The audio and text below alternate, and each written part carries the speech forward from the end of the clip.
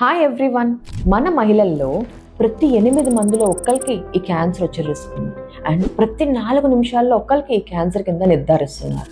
Guess చేశారా? అదేనండి, breast cancer అంటే రొమ్ము క్యాన్సర్. మరి ఇంత కామన్గా వచ్చే రొమ్ము క్యాన్సర్ని మనం 2 ఈజీ పరీక్షల ద్వారా ముందుగానే కనిపెట్టగలిగితే, అందులో ఒకటి మనం ఇంట్లోనే చేసుకోగలిగితే అంతకన్నా ఈజీ ఏముంది? దాన్నే బ్రెస్ట్ సెల్ఫ్ ఎగ్జామినేషన్ అంటారు. అంటే ప్రతి మహిళ నెలలో ఒక్క రోజు, ముఖ్యంగా నెలసరి అయిన తర్వాత తన ఫ్లాట్ ఆఫ్ ద హ్యాండ్తో ఇట్లా రొమ్ములో అన్ని భాగాల్లోని ఇలా ప్రెస్ చేసుకుంటూ ఉండాలి. ముఖ్యంగా ఈ సెంటర్ తిత్తు భాగంలో కూడా.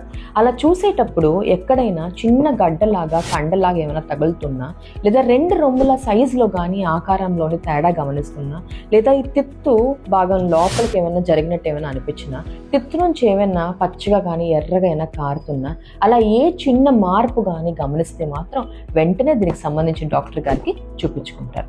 అండ్ రెండోది మ్యామోగ్రామ్ అంటాం. అంటే రొమ్ముకు చేసే ఒక చిన్న ఎక్స్రే లాంటిది.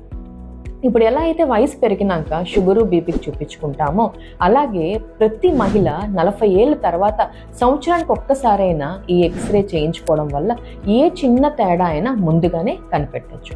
అలా రొమ్ము క్యాన్సర్ని ముందుగానే కనిపెడితే కంప్లీట్గా క్లియర్ చేసుకోవచ్చు. అండ్ ఈ అక్టోబర్ నెలని పింక్ అక్టోబర్ అంటాం. అంటే breast cancer awareness month.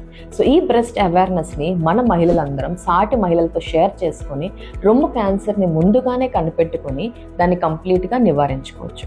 This is doctor Vanajakshi, laser and laparoscopic surgeon, consultant breast surgeon and laser proctologist. Thank you.